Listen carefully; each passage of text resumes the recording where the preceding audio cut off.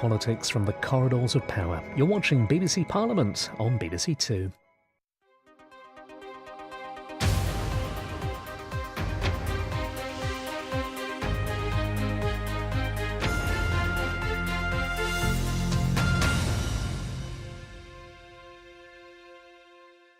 Order. Urgent question. Rebecca Long-Bailey. Thank you, Mr. Speaker. I ask the Chancellor of the Exchequer if he will make a statement today on Concentrix's abilities and activities in relation to tax credit investigations made on behalf of HMRC. Financial Secretary to the Treasury, Jane Ellison. Thank you, Mr. Speaker. I want to be very clear, Mr. Speaker. The government recognises the importance of tax credits to individuals and families. And we all recognise that it's important that this support reaches the people who really need it. That is why HMRC work hard to check that they're making the correct payments and to tackle any fraudulent claims. And Mr. Speaker, we must acknowledge that error and fraud does exist in the system and should be addressed to ensure taxpayers' money is spent correctly. As part of this work, HMRC engaged Synex Concentrix Limited in 2014 to help check people's eligibility. As a result, almost £300 million worth of incorrect payments have been identified. But I do want to reassure the House on two key points. Firstly, Concentrix were only paid for making the right decisions. They would not receive payment for taking someone's money away wrongly. And secondly, that Concentrix were not allowed to engage in fishing expeditions or pick on vulnerable claimants at random. But where there was evidence to suggest a claim might not be correct, Concentrix wrote to claimants to seek further information to confirm their eligibility. But I realise, and of course I know this as a constituency member myself, that it can be stressful for someone to receive such a letter. But it is right that we investigate the full picture with contributions from claimants themselves to ensure we make the right payments. That is why both Concentrix and HMRC, where it does the same work, always send a letter and give claimants 30 days to provide information before taking any further action. And it is important that people do indeed respond and to get in touch if they're struggling to respond to any of the questions. However, despite the best efforts of the staff manning the phones, with a high volume of calls in recent weeks, Concentrix have not been providing the high levels of customer service that the public expect and which are required in their contract. HMRC has therefore given notice that this contract will not be renewed beyond its end date in May 2017. HMRC is also no longer passing new cases to Concentrix, but is instead working with them as a matter of urgency to improve the service they provide to claimants and resolve outstanding cases.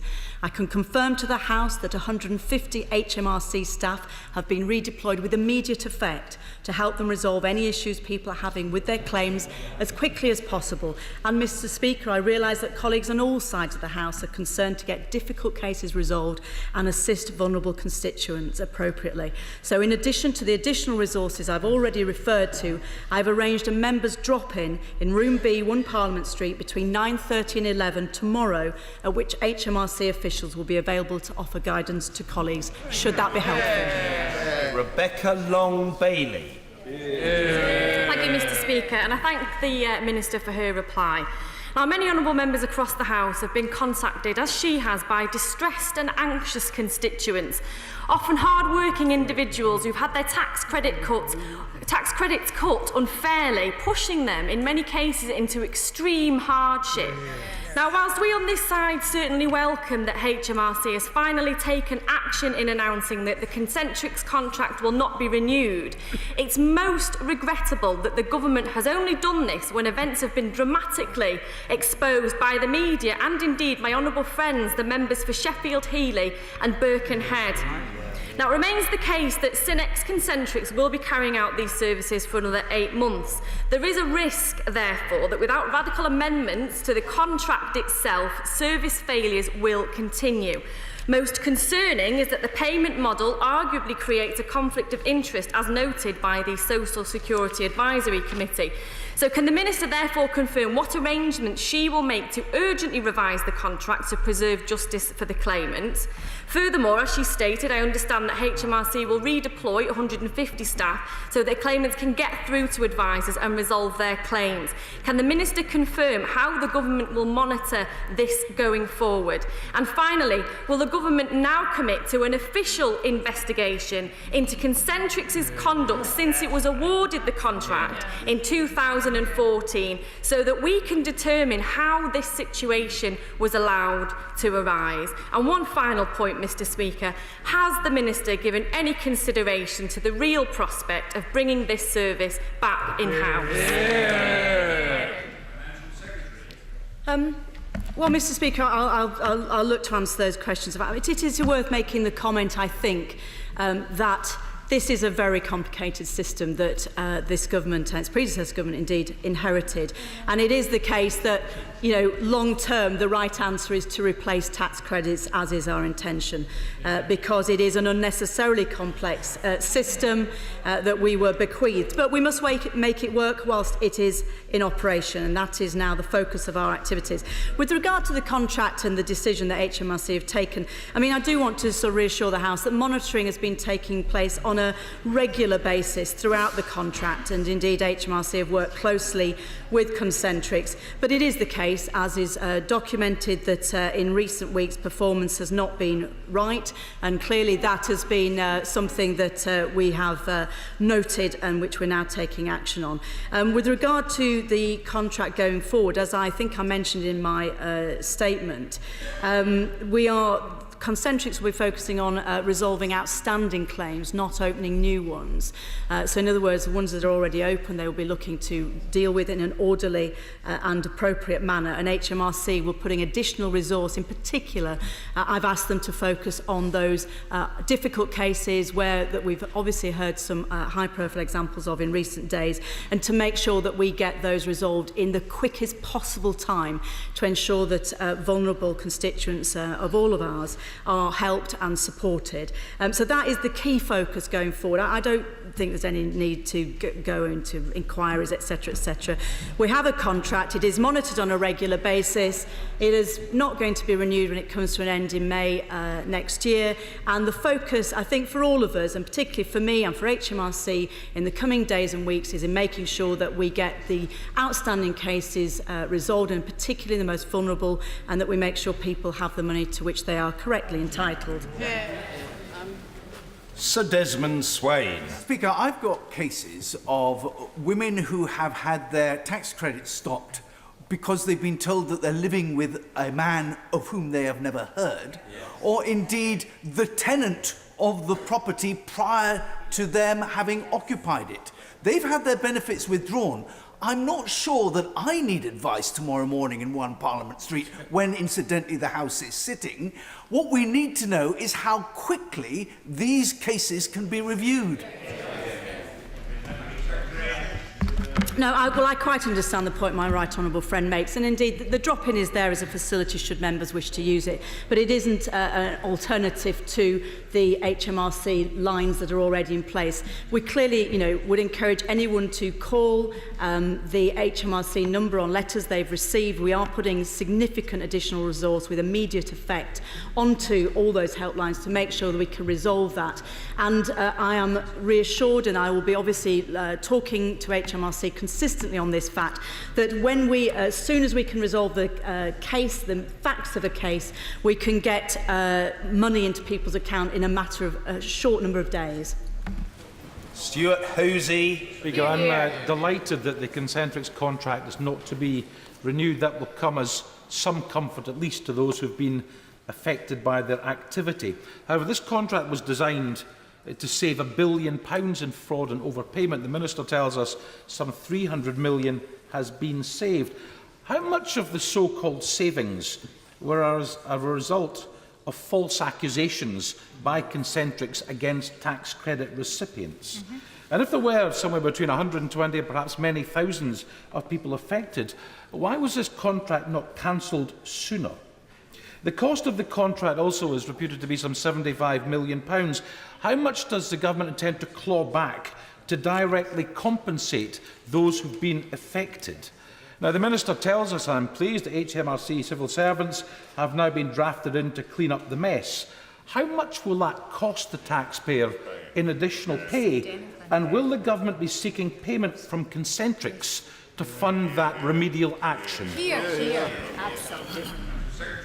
Well, Mr Speaker, there are one or two of the points that the right honourable gentleman raises there I'm not able to respond to immediately from the dispatch box. I mean, clearly, my priority and that of HMRC officials at the moment is to make sure that we resolve the outstanding cases and particularly the difficult cases for vulnerable constituents. We will then turn our minds to some of the other points that he made. We are not renewing the contract, but we do intend to continue to bear down on error and fraud. It is important. There is a lot of error and fraud in the system, but in fact, we've had a great deal of success in recent years in reducing that. I mean, it is halved from 800 million to 400 million in terms of the amount of fraud in the system, and we need to continue to bear down on that, because obviously money that is fraudulently obtained is not money available to the taxpayers, and it remains a vital matter that we do address that. But for the moment, my primary consideration is resolving the difficult cases to make sure that we look after our most vulnerable citizens.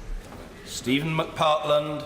Thank you, Mr Speaker. I'm a big fan of supporting those people who are trying very hard to get on in life and depend on tax credits. And one of the concerns I have is that over the next 8 months, those people who are still going to be being dealt with by Concentrix are still going to have that fear of being falsely accused and being prosecuted almost as they go forward.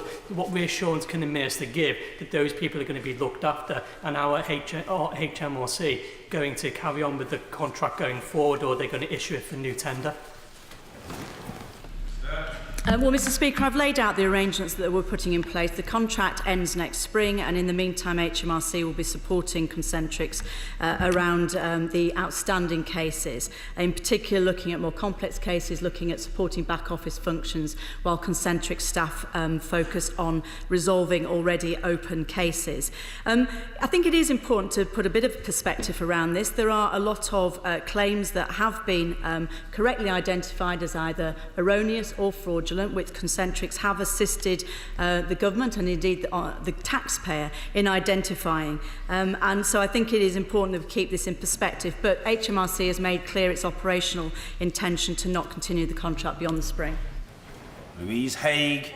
Speaker, and can I thank the Minister and HMRC reacting so quickly to issues and concerns raised in this House, but several questions remain. What estimation has been made of the current backlog that needs to be dealt with by Concentrix and HMRC? How should those people that are currently being dealt with contact Concentrix? Should they do so through the current helpline or by contacting HMRC directly? Why were these appalling failures not acted on before they were revealed in parliamentary questions if HMRC were monitoring the contract so closely? Will they be bringing the contract back in-house in May next year? And will the Minister today commit to a review of all payment by results contracts that are completely inappropriate in our welfare system?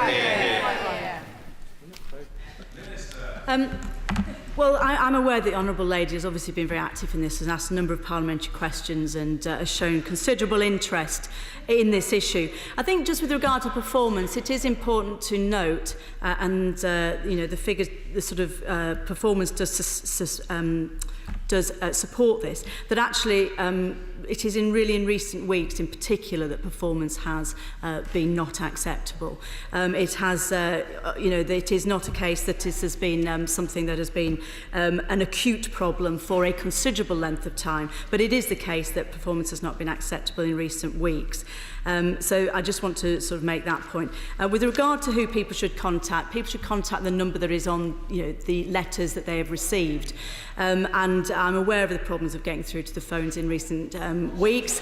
And indeed, I have tested that for myself. So what we're putting is that additional resource is to allow Concentrix to focus on answering the phones and dealing with outstanding cases, whilst HMRC, additional staff, resolve some of the back office cases and some of the complexities, so people can focus on the immediate issue.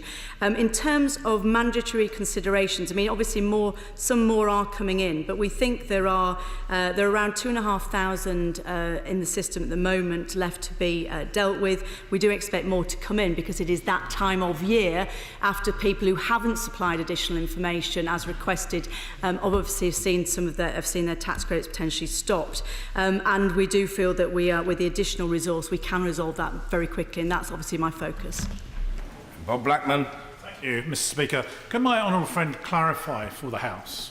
The position now is that Concentrix are not going to deal with any new claims or cases, Who from HMRC or whoever is going to deal with claims of errors, fraud and other systems, so that we send a strong signal to people that this is not going to be acceptable, but we want to see the genuine claimants compensated for the money they need?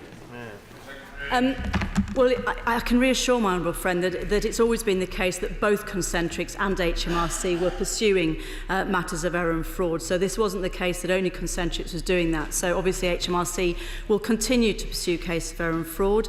And indeed, the government has put additional resource in recent years into supporting the general tax avoidance and evasion and sort of compliance aspects of HMRC's work. Mr. Frank Field. May I thank the Minister for her statement and draw attention to the House how different this response is from the previous government's response. I don't believe that we would have had today's statement had we not actually had a leadership election, so I thank her for that.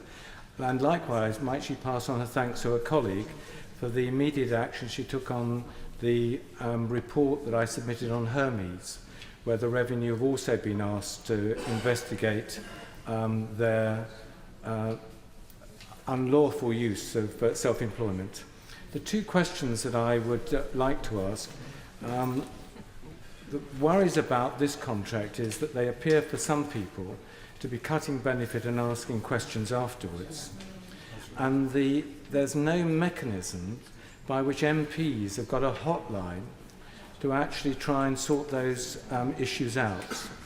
And while very much welcoming her bringing the contract back into House to one extent, might she in doing so review, this is the only contract that has ever been placed which has allowed a private company to make decisions about people's benefit levels. It's quite cheeky of the right honourable gentleman to ask two questions and to declare so openly his intention to do so, though perhaps not quite as cheeky as the Honourable Lady, the member for Sheffield Heeley, to ask 5 questions without making any such explicit declaration at all.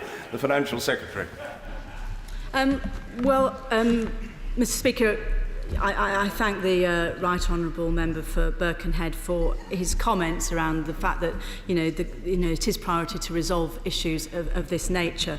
In terms of, I do think it is again worth reiterating that through this contract we have secured over £280 million of identified sort of savings in terms of error and fraud, and there continues to be considerable fraud, particularly in regard to the matter of whether people are living singly or in a household. So I don't think it is important to recognise that this contract has brought important benefits to the taxpayer. I recognise his challenge that he makes around the nature of the contract. This kind of contract does have its place, but it must work appropriately. It must work to do the thing it's set out to do, but it must at all times work for taxpayers, and particularly it must work for the vulnerable. I will reflect on his wider points, if I may, but I just want to give him reassurance on that general point. Craig McKinley. Thank you, Mr. Speaker. All members of the House will have received a deluge recently of very harrowing cases of people who have had cause to have interaction with Concentrix. The first of all is they were even unsure that this company existed. They were unsure whether it was a scam letter, of which we all see far too often. There's been poor delay in post-opening, and of course trying to get through on the telephone has been next to impossible. This has been a service level that is unacceptable in the public sector. Can the Minister confirm that her very strong announcement today, very welcomed, does show that this government is committed to helping the vulnerable immediately and accurately? Well, I hope, I thank my honourable friend for those comments. I hope it does show that. It is important. These contracts, right across government, we have important contracts with people to provide a service, but clearly they need to be provided to an acceptable standard.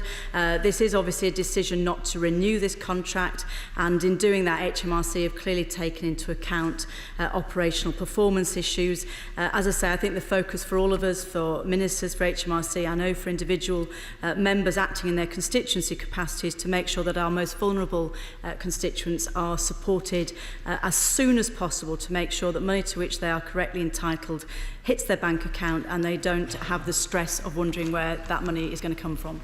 Mr. Nigel Dodds. Thank you, Mr. Speaker. All of us as constituency members of Parliament can relay stories of how the service contract has worked and has been deplorable. But on the issue of the jobs that will be lost, some of them in Belfast, can she tell us what contact she's had with the Northern Ireland Executive or the HMRC has had with the relevant devolved administrations or regions about the effect on jobs and what will be done to give support to those who will lose their jobs?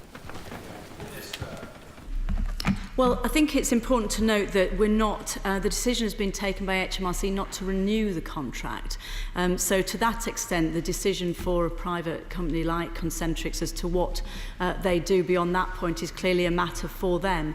But I'm sure that in the normal way, if the Right Honourable Gentleman has concerns of that nature, there are colleagues both in the sort of territorial office and in BIS that would be happy to talk to him. But it is important to stress this is not a decision to end the contract here and now. It is a decision not to renew it in the spring. Mr David Rutley. Speaker, I welcome the steps that are being taken by the government to protect the vulnerable in this situation. But can my honourable friend assure the House that the lessons learned in this case won't just be applied to the contract when it's retendered in May, but also across government contracts more widely? I hope I can give that reassurance that not just in the future, but obviously in the past and to date, it has always been the case that when the government contracts with a supplier to provide a service, that it should be provided, to the right standard. That contract will be monitored, and we make sure that service levels are acceptable to members and to their constituents. Helen Jones. Despite what the Minister has said earlier, I have constituents who have had their tax credits cut off without receiving any prior notification and who have spent up to 70 minutes on the phone trying to get through, which is a huge drain on their resources. Can she tell us whether the contract included penalties for Concentrix not providing an acceptable service level or answering calls within a set time?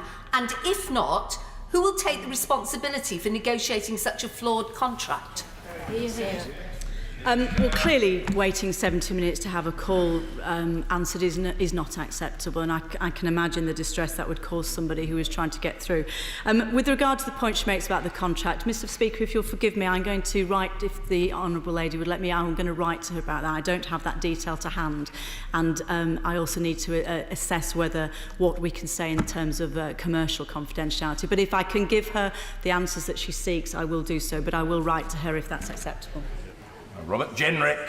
Speaker, the NAO found that the Concentrix contract delivered savings of £500,000 in 14-15 compared with the original estimate of £285 million, was expected to deliver at best half the original savings planned in the contract, and as we've heard and from our constituency postbags, a large number of errors in the process. What more can the government do to improve the tendering process in the future, particularly at HMRC, and to improve the managerial capability at HMRC so we don't have these mistakes in the future? Well, this is a payment by results contract, and therefore, as I said in my response to the Honourable Lady at the outset, Concentrix won't be paid where they have not acted appropriate and not got a result. I mean, clearly, it is important that we get these things right. I take the point that my honourable friend has made, and I do give in the reassurance that, HMRC and indeed government ministers will always seek to get the right contracts, but clearly, where there are lessons to be learnt, we must reflect on them and make sure that they are then reflected in future arrangements. Greg Mulholland. Thank you, Mr Speaker. Last week, in evidence to the Institute of Government, the former Secretary of State, the Right Honourable Gentleman, the member for Chingford and Woodford Green, admitted that outsourcing to the private sector was not a panacea. Is it not, surely, with this fiasco around this particular contract, time for a full review of outsourcing to private companies in the welfare system, and actually looking at both whether it's appropriate at all, or if it is going to continue to be done, what better provision is done by civil servants to oversee these contracts to ensure this sort of thing does never happen again? Well, Again, I would urge members to keep a degree of perspective. There are lots of contracts that many of which deliver what we want them to, and indeed it's worth noting again that this contract delivered more than £280 million in savings for the taxpayer, which represents, a sensible return on that investment. But, I've said what I've said about service levels. They must be acceptable and to the standard that we've contracted. And there are circumstances in which the use of a private company offers a cost-effective way for government departments to do something which it might not have either the flexible capacity to do, or which might be, for example, for an uncertain period, where sometimes the flexibility this nature of contract offers is easier than doing it in-house. But I take the points he's made and will reflect on them, but I don't draw the same general conclusion that he has. Raymond Chishti. Thank you, Mr. Speaker. I very much welcome the statement made by the Minister and concur with the excellent point made by the Right Honourable Member for New Forest. The Minister will know that sometimes genuine errors do occur, both by constituents, also by HMRC. Going by one's casework and also by constituency surgeries, sometimes that full compassion is not shown by HMRC when looking at those circumstances when a genuine error is made. Can we ensure that that is done in those difficult circumstances for those most vulnerable in need? Well, of course, I've had the same experience as my honourable friend. Only last week in a constituency surgery, I sat with a constituent who had a very complex case and was in a very difficult situation. It is the case, though, that if obviously we can take it up on behalf of constituents, but actually, when constituents themselves ring HMRC, it is important they explain their circumstances, and HMRC will make every effort to quickly resolve the situation and are very aware of the need to get people sorted out and get money into their bank account as appropriate quickly. But it is something that I will re-emphasise. It's something I've discussed, as the House can imagine, in recent days, and clearly the interest in this urgent question and the points being made on all sides of the House will be heard where they need to be heard. Ian Murray. Thank you, Mr. Speaker. There's a significant number of my constituents who've been left financially disadvantaged as a result of the antics and indeed the processes at Concentrix. So can the Minister please assure this House that whilst the priority is to resolve those cases urgently, that she'll look seriously into fining this company and using those resources to compensate my constituents for the financial distress they've suffered? Well, to reiterate what I said previously, Mr. Speaker, I will ask HMRC to advise me on what the nature of the contractual arrangements are, and perhaps on that it's again something it might be better if I could write to the Right Honourable Gentleman. Mr. Kevin Foster. Thank you, Mr. Speaker. As a constituency MP who's dealt with a number of cases, I'm pleased to note the action the government's taken. That said, as a member of the Public Accounts Committee, I've also sat through numerous reports on the quality of service HMRC provides, which is hardly gold standard at times. What reassurance does the Minister have that in terms of them picking up some of this work and intervening, that we won't see a drop-off in services elsewhere in terms of standards and also in terms of future arrangements as well? Well, I don't believe that will be the case. As I say, HMRC has been dealing with cases at the same time as Concentrix throughout this period of the contract.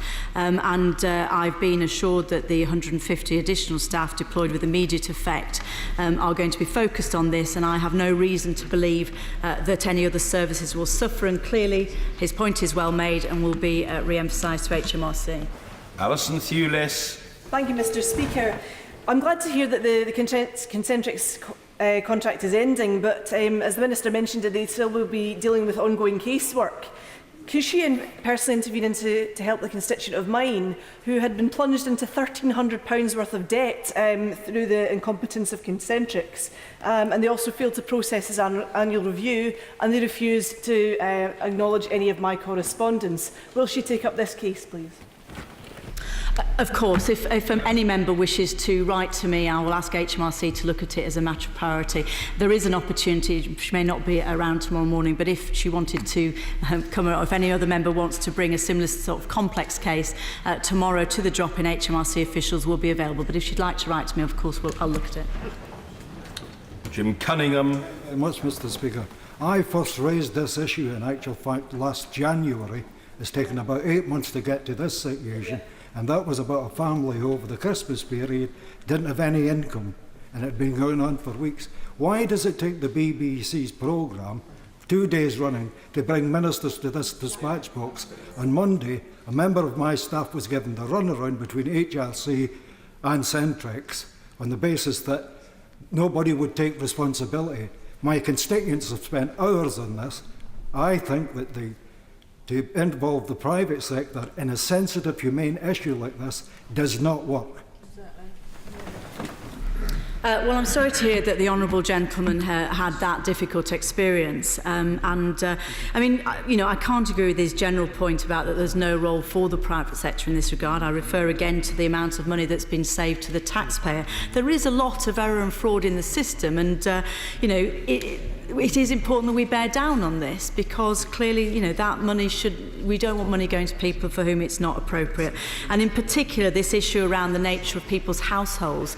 There is a lot, most of the fraud, much of the fraud does rest in that area, but, as he highlighted, it is a particularly difficult and sensitive area in which to investigate. But we do need to continue to investigate it, because the amount of fraud involved in that area of tax credits is considerable. Mark Durkan. We can all share the stories of anguish to our constituents and frustration for our offices in dealing with this debacle. But we should also remember that the HMRC itself is not an innocent agent in this. It designed this contract. It spec'd customer hostility and suspicion into the contract, into the very standards of performance and practice that are in the contract. And of course, it was HMRC that were providing the names that were also targeted by Concentrix. And of course, this is against a backdrop where government has persisted in running down the capacity and the character of HMRC. So will some of those bigger policy misguidances be looked at as well as the enjoyment we're all having today in scapegoating Concentrix themselves? Well, Mr. Speaker, I return to the answer I gave just a moment ago, that we do need to continue to bear down on fraud in the system. There is a considerable amount of error and fraud. I'm afraid it would be naive to think, as a member makes a point from a sedentary position, it would be naive to think that all of this is error. There is fraud in the system, but there is a lot of error, which the original design of tax credits makes easier. So it is the case that we do need to continue to bear down on fraud, but clearly we need to do it in a way that doesn't make it difficult to assist the most vulnerable. Sue Hayman. Thank you, Mr. Speaker. The Minister's mentioned fraud a number of times, and while obviously there is fraud in the system, I really don't see that it's an excuse for the errors and the failures for constituents like mine, Sarah Hodgson, with 3 young children struggling to put food on the table. It's no excuse for incompetent contractors. But the main point I would like to make is that I'm glad that you've talked about the redeployment of HMRC staff to support people. The HMRC office in my constituency in Workington, which employs over 200 people, is due for closure. Our nearest regional office is more than 2 hours drive away. The phone system is clearly not working. It's not helping people with their inquiries. Will you please review the closure of our local offices so that people can keep the support and the face-to-face contact they so much need in situations like this? Well, I'm sorry to hear about the case that she mentions, obviously, on behalf of her constituent. She raises a wider issue about the modernisation project that HMRC is going through, and perhaps it would be more appropriate if she wrote to me. But, it is important in terms of the modernisation of HMRC as they go forward, the process that she's described, although it does mean some regional offices are being closed, I think is an important one, and it's an important one fundamentally because it's about delivering a better, more modernised service into the future for all of our constituents. Sammy Wilson. I trust that there will be some compensation paid by the company, first of all for the ineptness and way that the contracts have been handled, and also the extra costs which have been incurred. But whilst there have been a lot of people today talking about how wonderful it is that this is being brought in-house, it isn't so long ago that this House was condemning HMRC for not answering more than half of the telephone calls that were made by constituents about tax matters. What steps has the Minister taken to ensure that now that new cases will be brought in-house, that there will not be the same problems with HMRC as what there were with Concentric? Well, I think it is, it is obviously documented that at times in the past HMRC have had problems with the phones, but I think some of the information that has been in the public domain of late has been rather out of date, and indeed performance in answering the phones is considerably better and indeed has reached a very good standard in recent weeks. So I think it is important that in all of these things we retain some balance, and it is with regard to the point around Concentrix, again worth noting that they've amended around 103,000 claims following checks that they've made. So I reiterate that this has been an important exercise, but clearly it needs to be done in the right way. Julie Cooper. Thank you, Mr. Speaker. I welcome the news from the Minister that Concentrix will not get the contract renewed. But I have got ongoing concerns on behalf of my constituents in the meantime. And there's been a lot of talk of what's unacceptable. I think some of the focus on fraud, what we're talking about here today are errors that have been made that have caused tremendous suffering. And we're not talking about occasional exceptional errors. We're talking about widespread number of errors that have been made that are causing exceptional misery to some families. Let me just share with you the story of one of my constituents, a single mother of 4 who her tax credits were stopped in error. And as a result of that, her claim has been closed down. Her children can no longer access free school dinners. The baby she can't get free milk tokens for. And she's been told, more importantly, that she cannot have her claim reopened for 44 days. Will the Minister assure me that she will intervene as a matter of urgency to make sure that this mother can continue to feed her children? Well, I'm sorry to hear that her constituents had such a difficult time. I mean, obviously, without knowing the details of the case, it's very difficult to comment across the dispatch box. But I would urge her to use the resource I've referred to throughout this urgent question to take that up, and I hope that that can be resolved that way as soon as possible. I have emphasised, and HMRC are very aware of this, that speed is of the essence where there is where people have had their tax credits erroneously stopped. But she is right. There is error in the system, and I do think that it is. I reiterate the point. This is a too complex system, and that's exactly why the government is looking to make major long-term reform to the way we do this, because even the honest taxpayer can easily fall into error with a system that was so complex in its design from the start. Tasmina Ahmed Sheikh. Thank you, Mr. Speaker. As we sit here, families up and down the country have been required to rely on charity and food banks to make ends meet as a result of what can only be described as frankly ridiculous decisions made by Concentrix. Our constituents find themselves in a position not of their own making. To this end, and given that so many are living a day-to-day existence, can the Minister confirm just how quickly people can expect to be paid the sums to which they are rightfully entitled?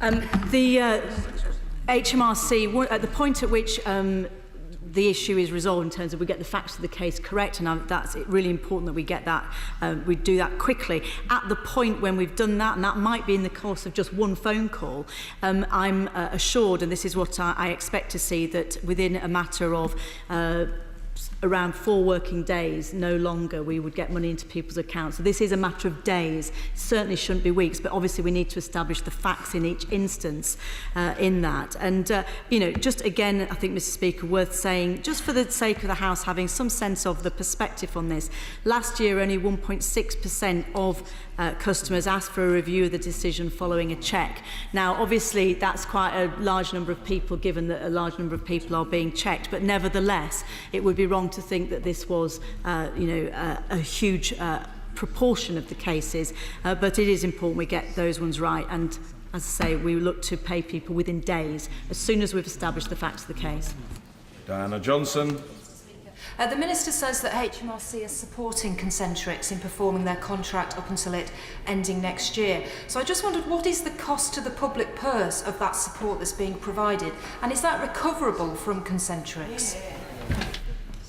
Well, it's always been the case, Mr. Speaker, that as you would expect, managers within HMRC have been sort of working with Concentrix throughout. So I don't anticipate that will be an enormous additional cost, because there's always been a relationship between the two, because there is some overlap in the work that's been done, and I would expect that to continue as we work towards the end of the contract. Mr Alan Brown. Mr Speaker, the Minister is currently engaged in crisis management, but unless she quickly sees the bigger picture, then crisis management itself is not going to be good enough. At the opening statement, she said that concentrics were not allowed to fish. Well, they clearly have been fishing. One of my constituents got a fishing letter that not only were going to stop the tax credits, demanding £10,000 in back payments. So it's quite clear an investigation is needed and needed soon. And that investigation needs to look at the contract terms, it needs to look at the audit process, it needs to look at Concentric's behaviour, it also needs to look at what's the true resource requirement to deal with the tax credits issue. So unless it confirms this investigation and review, we'll be back here in a couple of years' time. Well done. Well, HMRC has data analytics and operational experience to deliver the kind of savings we're looking for in terms of reducing error and fraud. So, practical measures, obviously, going forward in terms of simplifying the tax credit system, better monitoring of changes of income through real-time information and improved detection of fraud are all important parts of making sure that we improve performance going forward. But, it is worth noting again that we have saved hundreds of millions of pounds to the taxpayer by reducing error and fraud, but we want to make it harder in the future for people to make errors. Alison McGovern. Mr Speaker, as long as I've been one of their MPs, HMRC has treated people in the Wirral with disrespect and indignity, and this is just the worst in a long series of cases. So can I ask the Minister one simple question? When did she first meet Concentrics to raise our concerns with them? Good question. Well, I've been obviously a minister since mid-July. I haven't met Concentrics because this is obviously I haven't been a minister for that long, but clearly, colleagues, previous colleagues have done that. But I've been working with HMRC to look at the regular monitoring, and obviously, given the interest from colleagues across the House in recent weeks, I've been getting daily updates from HMRC on terms of performance. But in the relatively short time, given we've had summer recess that I've been in my post, I haven't had a chance to meet them.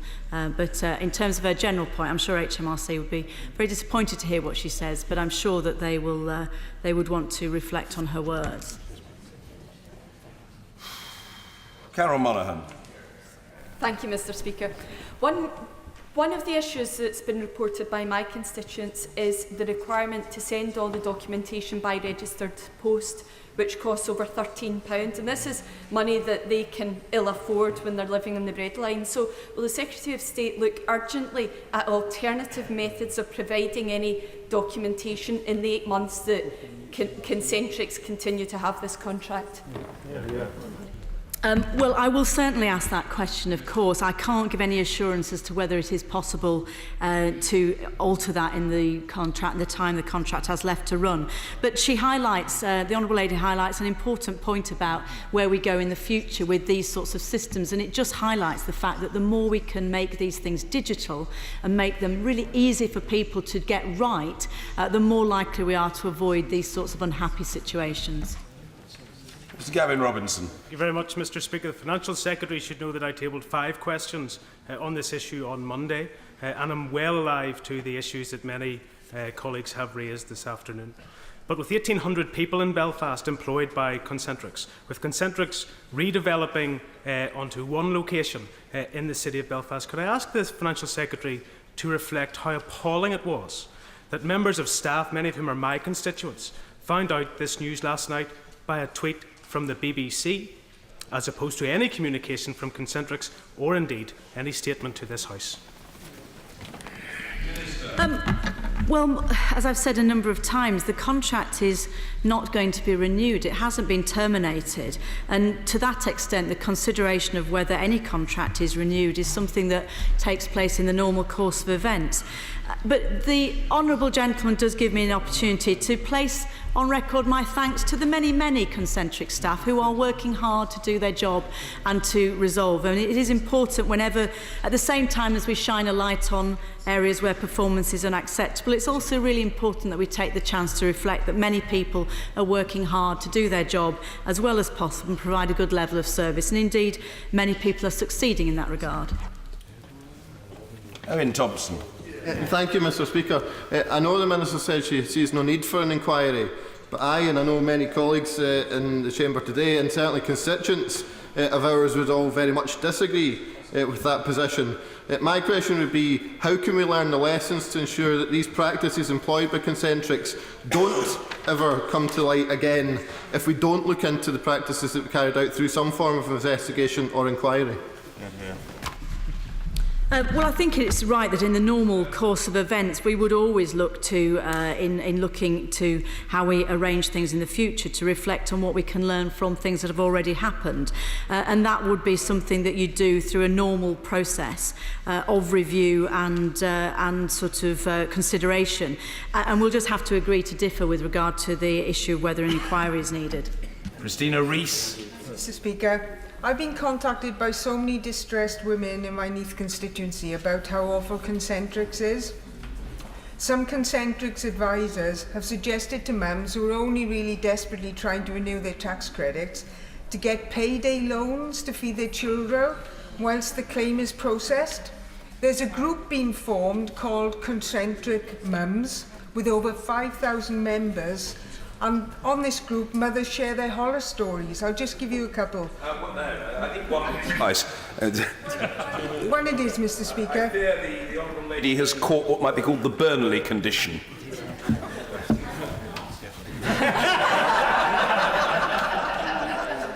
Does that involve shoehorning? No? Okay.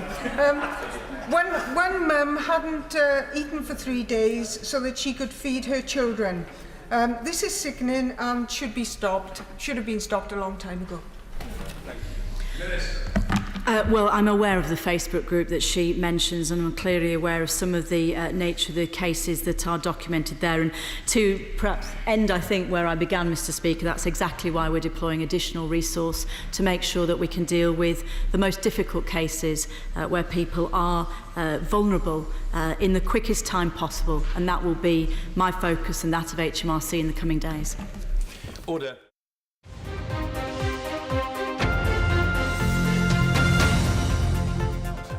Order. We come now to the 10-minute rule motion for which the Honourable Gentleman, the member for Dover, has been so patiently waiting. Thank you. 10-minute rule motion. Charlie Elphick. Thank you, Mr. Speaker. I beg that leave be given to bring in a bill to implement the withdrawal of the United Kingdom from membership of the European Union and for connected purposes. The House knows that the position of the government is very clear. Brexit means Brexit, and we will make a success of it. Yet also, Brexit means Brexit, and we need to get on with it.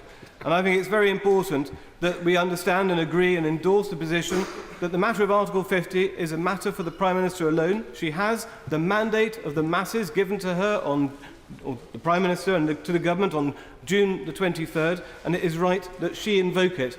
And I hope the sooner that she invokes it, the better, so we have the security, the stability and the certainty we need as we seek to build a post-Brexit Britain. I bring this bill to the House today. First, to give the House an opportunity to endorse and accept the decision of the British people on June the 23rd.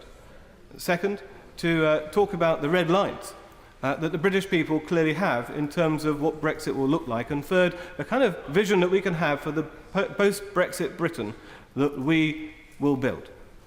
So the first issue is this issue about where members of Parliament were when it came to the referendum. I myself, as the House knows, were very concerned about the situation with the border between Calais and Dover, and I didn't want the border to come back from Calais to Dover. The British people did not share my concerns, and I'm here today to say that is their decision, and we must endorse it. And this is an opportunity in particular for the Labour Party to reject the talk of the honourable member for Pontypridd, who says we should have a second referendum to drag the British people back into the European Union again. It's an opportunity for the party opposite to say we accept and we will submit to the will of the British people and we'll help make Brexit a success.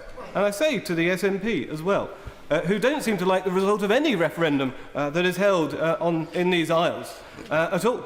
I say to them, don't be the Scottish Never-Ending Party. Accept first the decision of the Scottish people by overwhelming majority and overwhelming turnout to remain part of the United Kingdom. And secondly, to accept the decision of the British people as a whole, the British people as a whole, that this country, this nation, this United Kingdom should seek a future outside the European Union.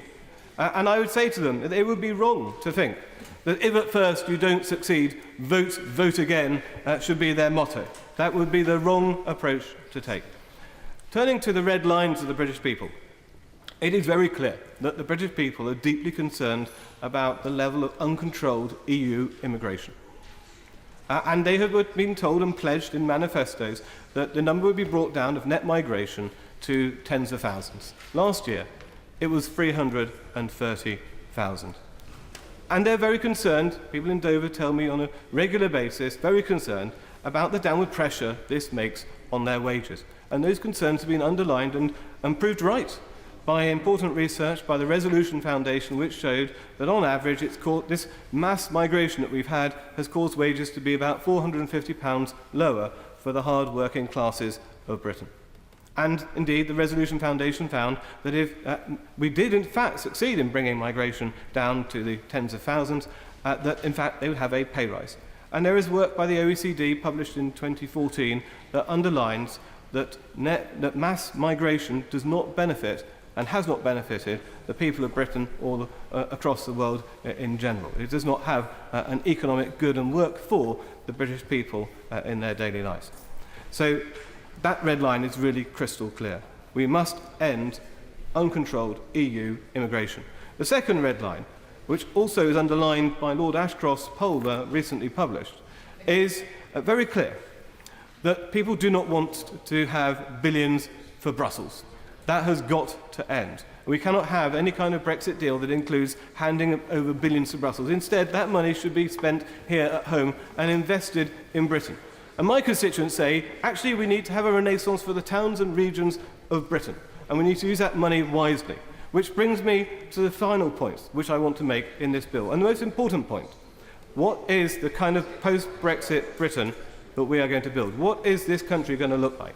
And my constituents say to me, it always seems to be about investing in HS2 or runways at Heathrow or £4.7 billion for Crossrail. It always seems to be about benefiting London or benefiting the jet set elite. What about us in Dover? Why is it not that the A2 has been dualled, which is a project we've been waiting for decades? And every single region in this country will be able to tell you an infrastructure project that they have been waiting for so long, while it always seems to work for the jet set elite and for the London sort of metropolitan populace rather than the regions. And we need to have a rebalancing of this country for the 90% that live in the towns and regions of this nation rather than the 10%. It's time that Britain worked for everyone. And it's time that we had public expenditure working for everyone as well. London get about £10,000 of public expenditure per head. The South East have less than £8,000 of public expenditure per head. It's a difference of some 26%. And my constituents point to that and say the allocation of resources in this country isn't fair. When we get this money back from Brussels, it's an opportunity to make it fairer.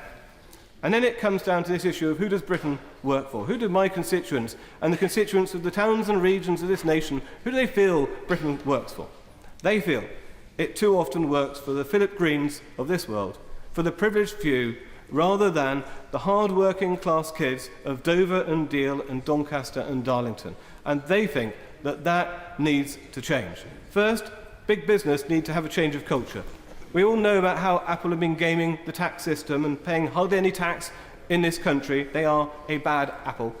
We know that Amazon have a Luxembourg structure, and we should look closely into their books, and I hope HMRC will do that. We need to make sure that when it comes to Google, that Public Accounts Committee are supported in their searching for making sure that Google pay a fair share of tax in this country. And when it comes to car rental businesses like Avis the other day, well, that, for me, that just showed that we are being taken for a ride when they were imposing a Brexit tax on Britons, but not paying any corporation tax to Britain because they have a Luxembourg structure. It's that kind of thing that drives the people of Dover and Deal round the bend, and we need to call a stop to it. We can do that when we leave the European Union. Very simply, we can do that because we won't be struck by their anti-discrimination rules that make it so hard for us to secure our tax base. And we need to make sure that Britain works for the people as a whole, rather than the sort of bloated boardroom bonuses that we've seen too much recently, and too much in recent years. The groundbreaking research of my honourable friend and member for Croydon South recently showed that pay in the boardroom is 150 times that for chief executives than it is for employees of FTSE 100 companies. That's not right, and that has doubled in the last 12 years. And when there's shareholder votes rejecting this, companies like BP just say, well, you know, we're not accountable to you, we'll do what we like. That kind of culture needs to change. We need to have a country that works for everyone, not just the privileged few. It's really important then that we make sure that when we have investment, we have more for the regions. We have runways in the regions like Bristol and Birmingham and Manchester, that we have railways that work for everyone in the regions as well with bigger investment, and that we have roads for the regions as well. So in closing, I'd simply say this. Brexit means Brexit. We're going to make a success of it, but it's also an opportunity to change how we run Britain, to change our national way of life, to change who our country works for, and make sure that it works for literally everyone, rather than just the privileged few as people feel it has for too long. And that's the kind of change that we can make. It was the towns and regions of this country that decided to take this country out of the European Union, and it is the towns and regions of this country that should be supported in leading the charge for the kind of future that we can build as we head out into the single market of the world. The question is that the honourable member have leave to bring in the bill. Stuart Hosey. To decline the honourable member the right to bring in his bill. He said that we in Scotland, in the SNP in particular, should respect the decision, the outcome of the referendum. Madam Deputy Speaker, I very much respect the outcome of those nations who voted to leave the EU. I would simply say to my friend from Dover that perhaps he and his colleagues should respect the wishes of those nations who voted to remain in the EU. It's also it's always sweet, I think, to be chided by the honourable member for Dover, who railed against the jet-set elite, who talked about the imbalance in boardroom pay. We don't need to leave the EU and destroy our trade opportunities to tackle imbalance in boardroom pay. He talked about the imbalance in public spending, and he was right to do so. Indeed, other parts of the country, the east of England, the northwest of England, get even less than the southeast get. Such is the imbalance. We don't need to leave the EU and weaken job opportunities and export opportunities in order to rebalance public spending throughout the English regions. If only we had an English Parliament to deal with these things, things would be so much better. The honourable gentleman spoke about corporate tax and how little is paid by some of the Goliaths of the global corporate world. We don't need to leave the EU and weaken opportunity further in order to deliver fairness in corporate taxation. In essence, though, the honourable gentleman made a pitch to leave now because he said Brexit means Brexit and we'll make a success of it. I think I'm quoting accurately. The problem, Madam Deputy Speaker, and why no one can support this 10-minute rule bill, is when the Prime Minister, the leader of government, the high hegion of the Tory party is asked, if Brexit means Brexit, does it mean we will be staying in the single market? She doesn't know. When she was asked the most straightforward question earlier today, will the passporting in place for financial services be maintained? She said, I refer you to the answer I gave last week, which is, I don't actually know. So on the basis that Brexit means Brexit is no more than a meaningless campaigning expression, and none of the attributes assigned to or none of the benefits described by the honourable gentleman in terms of Brexit, tackling corporate pay, tackling corporate taxation, tackling the imbalance in regional public expenditure in England, will in any way, shape or form be addressed or let alone improved by Brexit. I fear, Madam Deputy Speaker, we're going to have to call against the honourable gentleman's valiant attempts to drag the whole of the UK, including those parts who voted to stay in, out of the EU before there is even a plan. The question is that the honourable member have leave to bring in the bill. As many as are of that opinion say aye. Aye. Of the contrary, no. No. Division. Clear the lobby.